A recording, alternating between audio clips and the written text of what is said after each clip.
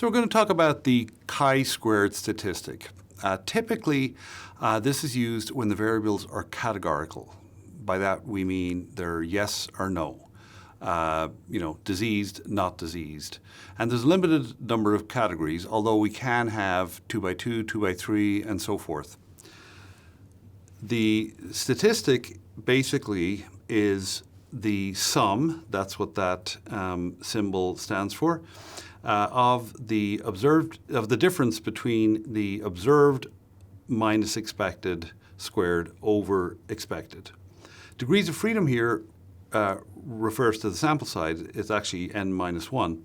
And we're going to look at an actual example here. And this is where the flu shot was given and the number of employees protected from the flu is listed as avoided influenza, whereas those who still got it is the got influenza. And we're seeing that, for type of, and then there's 5 different vaccines. They're looking at the differences between those vaccines.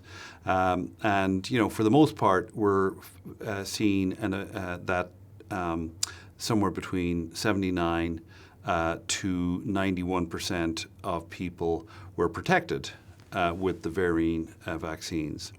So that is the observed numbers. Here we're seeing what they had expected in the column just to the right of type of vaccine. They're the numbers that they had expected to get to see with the various vaccines. The next column, O minus E, is the observed, what we saw on the previous page, the previous table. And as you can see, if we just take type of vaccine number 1, 43 got influenza. Well, they expected that 46.7 were going to get influenza, so it's a minus 3.7 when we look at O minus E. And they do that for each of the 5 vaccine types.